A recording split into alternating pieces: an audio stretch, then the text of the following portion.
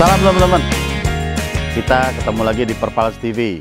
Nah, hari ini kita ketemu di salah satu PO Legend juga ini, yang ada di Solo Raya tepatnya. Tapi poolnya ada di Sukoharjo.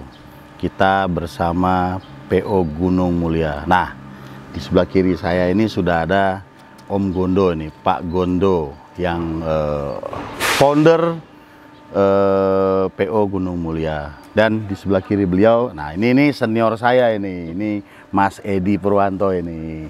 Nih Mas Edi ini kakanda kita, ya senior kita juga untuk di wilayah Wonogiri dari PO Sumba Putra. Nah, jadi hari ini kita ngobrol bareng Om Gondo. Sorry ya, saya kebiasaan manggil Om soalnya. Manggil Pak nanti beliau marah sama saya, jadi saya kebiasaan manggil Om. Jadi kita ngobrol sama Om Gondo seperti apa dan bagaimana Gunung Mulia ini dari awal lahir terus berjalan dan eksis sampai hari ini. Om, selamat pagi. Menjelang siang nih Om. Ya. Terima kasih waktunya nih Om.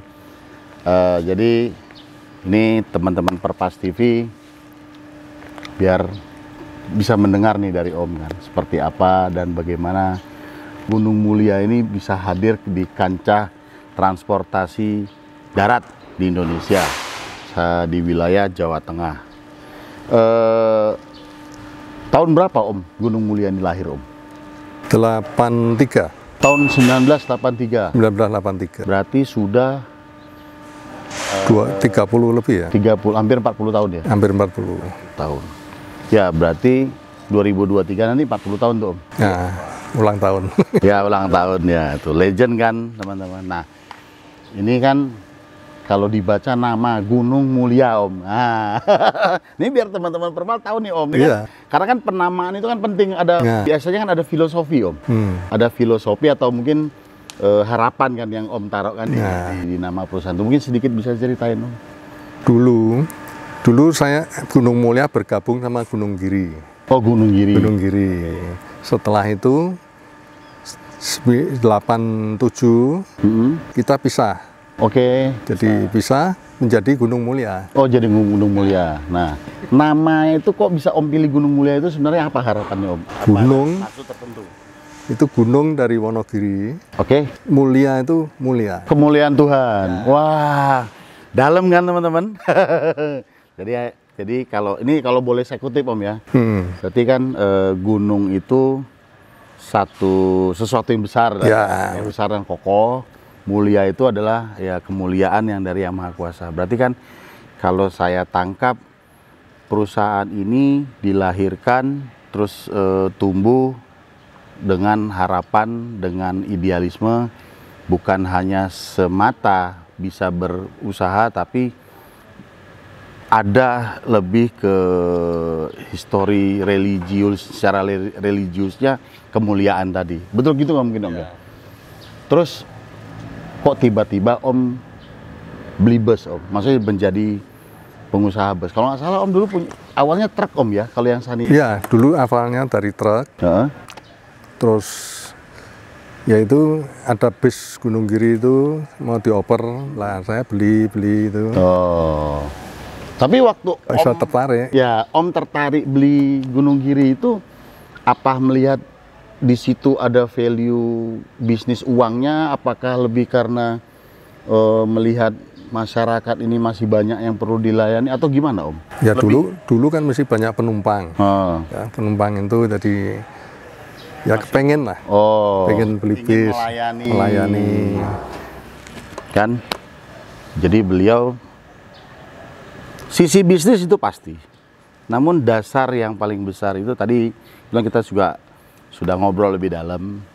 Juga dari saya mengenal dekat beliau ini teman-teman juga pengen saya kasih tahu nih. Saya mengenal dekat beliau ini waktu masih zaman di Tanggul Om ya. Full di sana ya. Di Tanjungan. Tahun 95 itu Om ya. 95. Sekitar itu tahun 95 teman-teman. Jadi saya mengenal Om Gondo ini dari sejak itu mengenal dekat ya. Sebelumnya sering sama ayah, sering ketemu, ada rapat bareng, Om yang ngurus surat-surat di kementerian atau apa itu sama ayah. Jadi saya mengenal dekat figur seorang Om Gondo ini waktu masih kita satu pool bareng waktu itu Om ya, di Tanggul ya. Itu di tahun 95. Jadi di situ saya lihat beliau waktu itu masih ada transmisi ya, bongkar sendiri, gardan bongkar sendiri, mekanik ada, tapi beliau memang terjun dan passionnya di kendaraan. Tidak nyaman rasanya kalau tidak diutik sendiri gitu ya. Nah, jadi memang perjalanan Gunung Mulia ini kalau saya cermati dari beberapa yang ada ini, Gunung Mulia ini ada keunikan kalau menurut saya lihat Om. Menurut saya lihat Om ya. Keunikannya apa? Ya maaf. Gunung Mulia teman-teman sampai hari ini belum tertarik beli unit premium. Tapi, nah, kita bisa buktikan bareng-bareng. Saya jarang sekali ngelihat, bahkan hampir nggak pernah, yang namanya Gunung Mulia itu rusak di jalan dongkrok berminggu-minggu. Paling lama semalam hilang mobilnya. Nah di situ kalau saya lihat komitmen ya Om ya. Om nggak betah kalau mobil sampai rusak berlama-lama itu kan. Iya. Karena beliau memang orang teknik dan memang sangat digenggam bisnis ini. Nah jadi memang ini yang membuat Gunung Mulia itu sampai hari ini kalau saya lihat itu Mas Edi di marketnya memang punya segmen tersendiri. Ya Mas betul, ya. Betul. Punya segmen tersendiri dengan unitnya yang ada ini. Ya kalau kita lihat seperti kita lihat yang berjejer rapi ini semua rapi seragam di situ dan bersih, dan di situ kan menunjukkan standar bagaimana perusahaan ini menjalankan struktur di operasionalnya sehingga penumpang itu dia tidak ada iri-irian satu sama lain. Itu kok mobilnya lebih bagus, itu kok begini, mungkin begitu kali Om pikirannya. Jadi sama semua Om ya. Semua sama. Kita bicara situasi ini kan kalau dari yang Om jalankan dari tahun 83 sampai ke 2020 ini, kalau istilah kalau kita istilah dengar dari orang-orang ini kan zaman dulu itu malah zaman enaknya. Tadi kan Om sedikit sudah sampaikan kan waktu itu masyarakat masih banyak yang butuh dilayani. Semakin sini kan karena pertumbuhan zaman, PO semakin banyak, persaingan semakin kuat. Nah, mungkin nih apa Om Gondo atau Mas Edi nih yang bisa memberikan gambaran nih Om. Seperti apa nih? Monggo. Kami mencoba untuk memberikan ilustrasi bahwa untuk Wonogiri utamanya, Soekarjo Wonogiri itu kan daerah mobilisasi tinggi. Betul. Dikarenakan satu, daerah tandus sehingga banyak orang yang mempunyai kewajiban mencari makan, maknanya. Sehingga daerah kami tentunya daerah untuk bepergian. Ya, sehingga orang mencari pekerjaan dari tukang bakul sayur, bakul bakso, bahkan tukang batu, tukang kayu, itu rata-rata ke Jakarta. Dari sana terus muncul para pengusaha-pengusaha itu, oh iya berarti ini ada sesuatu, ada bisnis yang tidak yang menjanjikan dan tidak dimiliki oleh orang lain. Maka Pak Gondo selaku pionir awal, ada Timbul Jaya, ada Tunggal Dara, dan ada Wasis dan Ismo waktu itu di Wonogiri, tetapi yang lain-lain itu udah banyak yang hilang, tetapi beliau masih eksis sampai sekarang, bahkan bukan eksis lagi, tapi tambah besar, dan sekarang bisa dilihat kondisinya. Ya, jadi Mas Edi, saya mendalami yang Mas Edi ceritakan tadi itu salah satu dasar yang apa yang saya lihat, saya cermati. Gunung Mulia ini kan masih berdiri tegar, ya kan, masih berdiri tegar dengan hantaman-hantaman, kalau istilah anak-anak sekarang itu setelah negara Arpi menyerang, istilahnya kan gitu kan istilahnya. Masih berdiri tegar dan konsisten. Ya. Di sini kan kalau saya lihat karakternya beliau itu kan nggak bisa diutik-utik, pokoknya aku itu begini, nggak boleh kurang, lebih boleh. Artinya ya sorry kalau sedikit saya lebih spesifik. Contoh Lebaran, umum kan kalau pada Lebaran itu kita kan memang dari pemerintah kan diberi kelonggaran untuk menaikkan harga tusla, karena kan memang kita tuh kan kapasitas kita akupansi kita tuh sebelah mas, separuh. Dinaikkan itu untuk mengisi cover kosong itu, emptiran lah istilahnya. Betul. Nah kalau kita lihat kebanyakan itu kan memang itu dalam tanda kutip kan menjadi kesempatan untuk naikkan harga yang ya sekarang-kadang sampai nggak nalar ya. Salah satu yang saya cermati dari Gunung Mulia ini ikut naik karena kan bicara kos. Tapi sangat terukur, bukan cuma terukur kalau saya. Bener nggak sih Om? Iya. Nggak mumpung, nggak aji mumpung, karena komitmen tadi. Itu, jadi itu terus terang yang teman-teman yang saya sangat-sangat apresiat sama beliau ini.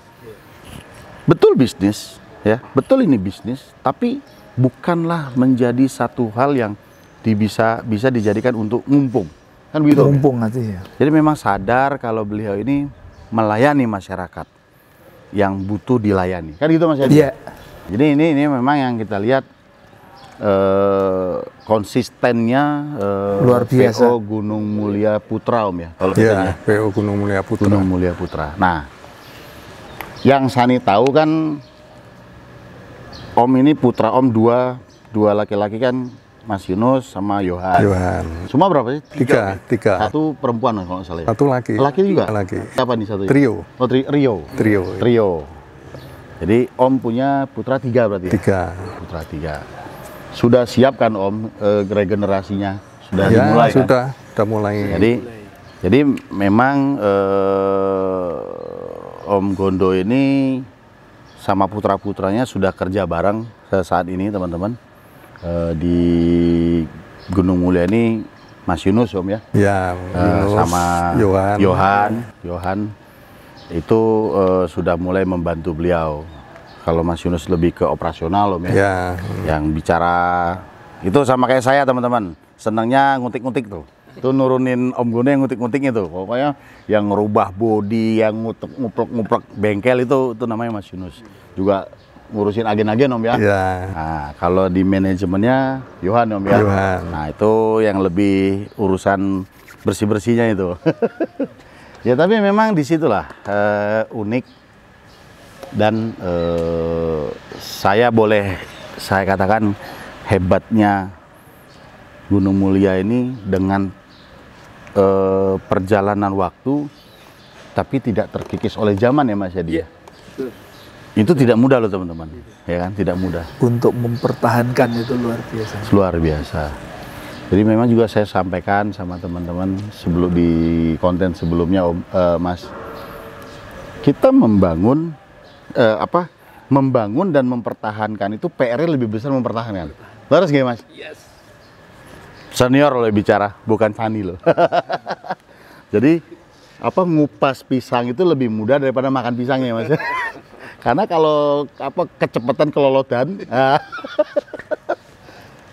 Ya, jadi memang ini yang patut kita contoh. Dan seperti yang saya sampaikan, sebuah perusahaan transportasi yang notabene sebagai pelayan masyarakat dan masyarakat sebagai pengguna, bahkan mungkin calon pengguna ya Mas Yadi ya, itu juga harus bijak.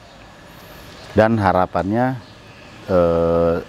tidak hanya serta-merta melihat dalam tanda kutip lagi apa yang dilihat itulah yang digapai. Artinya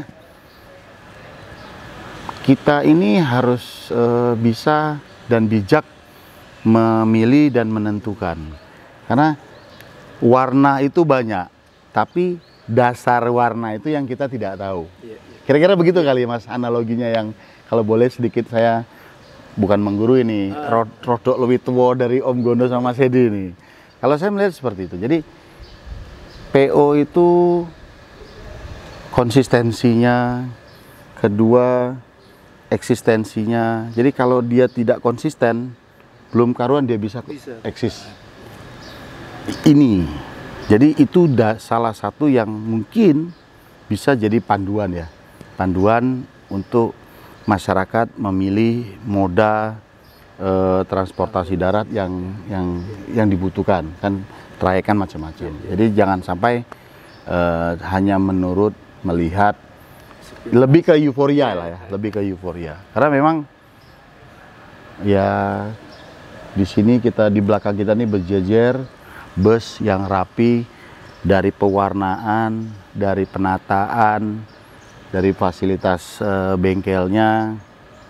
Di situ kan menunjukkan kembali lagi idealisme ya, idealisme beliau itu. Beliau bukan hanya value bisnis yang dilihat, tapi beliau sadar dengan melayani menjadi bisnis. Gitu kan Om? Ya. Jadi bukannya berbisnis dengan melayani. Kebalik ya. Nah dari situ mungkin, atau nih, mungkin Om Gondo atau Mas Edi nih,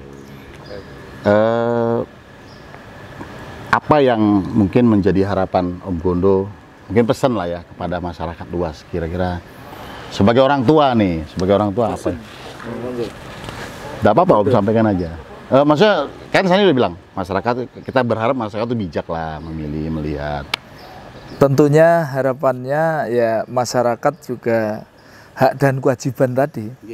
Karena kalau kita udah memberikan yang terbaik dengan fasilitas-fasilitas yang ada, kami mohon juga masyarakat yang pengguna juga melihat, oh iya kalau saya naik Gunung Mulia yang notabene kondisinya seperti itu, tentunya akan mendapatkan imbalan.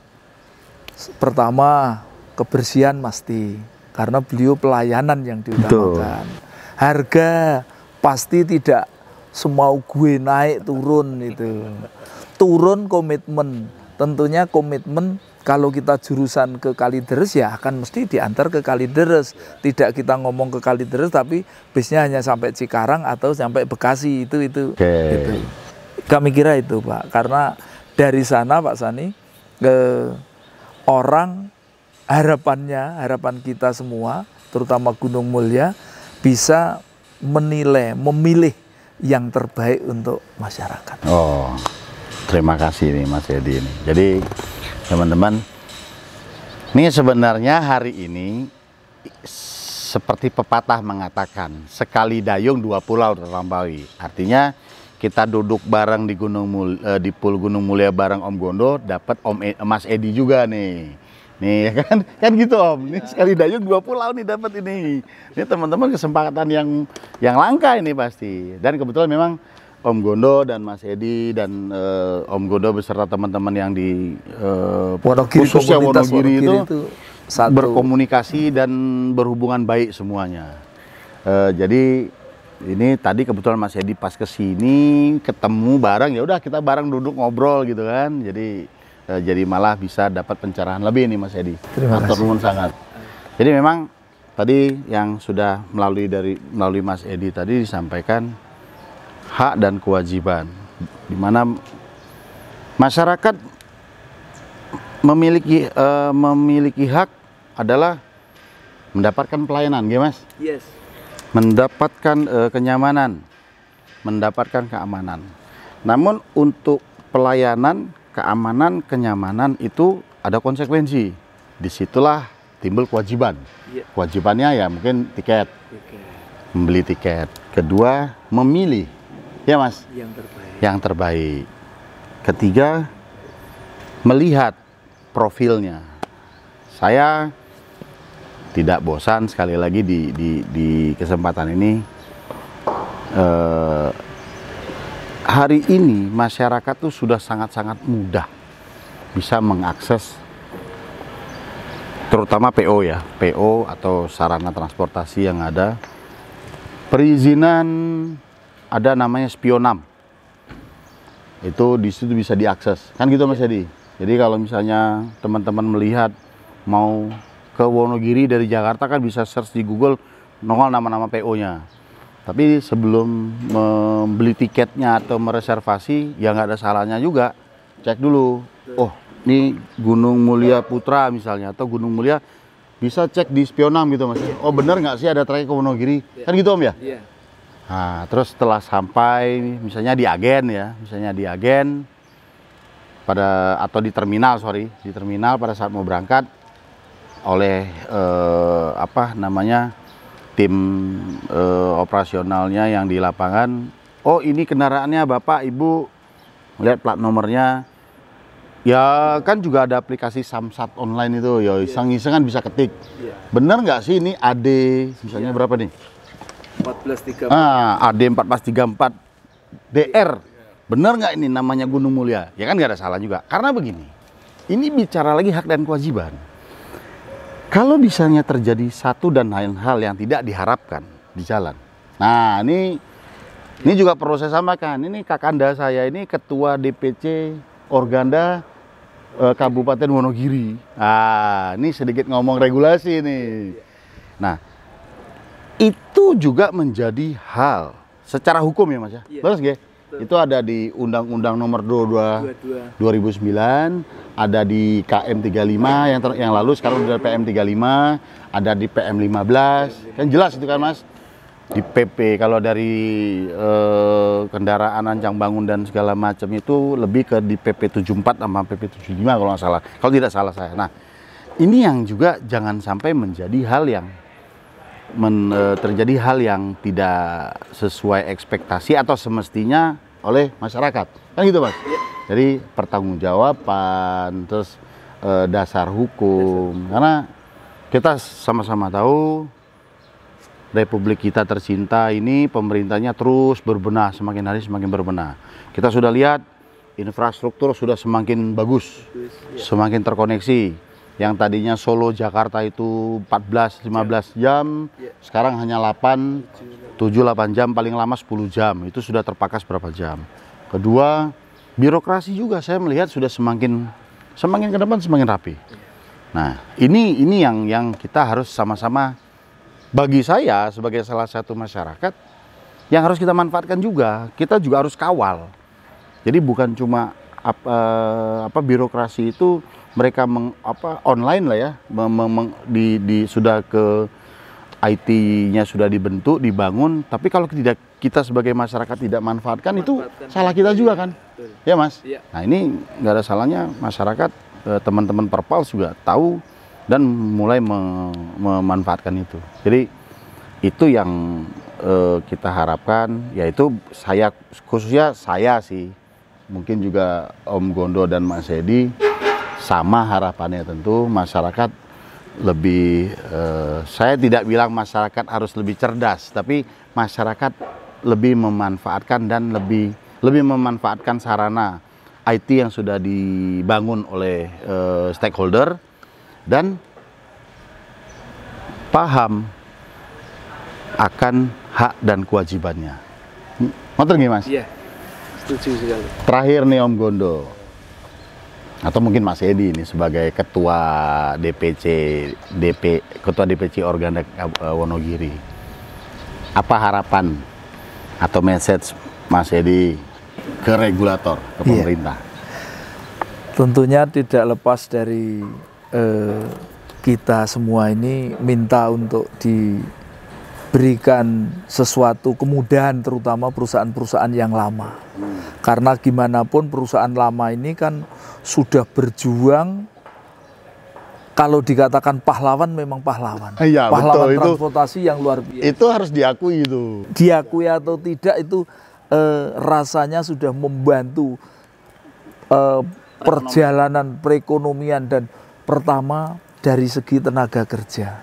Berapa ribu orang yang dikelola Pak Gondo temannya, khususnya untuk Gunung Mulia, itu yang bisa bekerja mendapatkan hasil dari sana. Dan yang kedua, dengan adanya pergerakan Gunung Mulia, berapa juta orang yang sudah dibantu untuk bisa dimudahkan.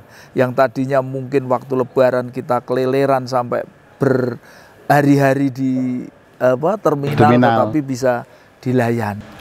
Dan tentunya semuanya itu harapan untuk ke depan. Regulator kalau memberikan tambahan trayek, load factor itu menjadi kata kunci. Harapannya itu. Ya. Sehingga daerah mudah-mudahan bisa diajak bicara supaya ke depan kalau memang load faktornya sudah mencukupi, ya mohon tidak terus malah ditambahi kayak seperti kondisi-kondisi yang ada. Ya mungkin kalau saya boleh nimpali Mas, maksudnya Mas Edi itu melihat supply and demand itu dijaga supaya imbang, kan gitu mungkin. Iya. Jadi jangan sampai terjadi oversupply, demandnya minus, atau jangan sampai juga over demand, supply-nya minus, sehingga masyarakat jadi keleran. Iya. Mungkin begitu. Iya. Mungkin begitu teman-teman. Itu sih bukan curhatan kalau saya bilang, tapi pemikiran beliau supaya semua bisa tertata dengan menjadi lebih kondusif. Kan begitu Mas? Iya. Supaya lebih kondusif sehingga yang sudah ada itu bisa maksimal melayani masyarakat. Terus kalaupun butuh ditambah, dia bisa menjadi salah satu pelayan yang juga maksimal kepada masyarakat. Mungkin begitu ya, tentunya supaya kita semuanya sehat. Sehat, betul. Tanpa itu terus nanti hanya semaunya dalam hal penambahan armada, akhirnya persaingan di jalan tidak sehat. Betul. Akhirnya yang akan terdampak pada satu tentunya penumpang. Yang kedua perusahaan, satu sama lain akan saling membunuh. Maka harapan itulah kami yakin dengan pembicaraan kita nanti mudah-mudahan didengar oleh yang mempunyai kebijakan, sehingga di dalam memberikan tambahan trayek atau tambahan perizinan itu betul-betul bisa dipelajari. Siap. Di daerah. Siap, terima kasih Mas Edi. Ya. Baik teman-teman Perpals, nih kita sudah ngobrol beberapa hal tentang Gunung Mulia, Om Gondo, dan Mas Edi ini kakanda saya ini yang kok yo ketemunya neng kene loh Mas. Iya. Durhaka banget saya jadi adik, bukan yang menghadap ke kakaknya, malah ketemu di sini. Saya udah lama nggak ketemu sama beliau, cuma WA atau teleponan seringnya, karena beliau tuh asik dengan mainannya sendiri di kampung. Baik, Om Gondo, terima kasih sekali lagi. Sama-sama. Mas Edi, terima kasih sudah kesempatannya, sudah meluangkan waktu duduk bareng-bareng sini ngobrol bersama kami untuk teman-teman Perpals TV. Oke teman-teman, itu obrolan singkat, padat kita dengan para legend yang ada di Sukoharjo, Jawa Tengah, salah satu pelayan jasa transportasi yang sampai hari ini masih eksis dan konsisten dengan pelayanannya dari awal. Dari sini kita sudahi, semoga Om semakin sehat. Dan selalu sehat. Mas Edi juga begitu. Amin. Kita suasananya semoga segera kembali pulih. Kita bisa berkarya lebih maksimal lagi. Amin. Ya, beliau mobilnya jejer-jejer gini bukan malah bangga teman-teman, malah pusing ngelihatnya nih. Soalnya kalau kosong ini malah seneng beliau. Tandanya payu ya Mas. Betul. Ya, jadi mungkin karena memang ini kan suasana seluruh, tidak cuma di sini saja, di seluruh dunia bahkan sedang seperti ini. Tapi kita tetap optimis, kita semangat, dan itu tadi dengan konsisten kita jalankan usaha ini supaya tetap menjadi pelayan transportasi darat yang berkualitas.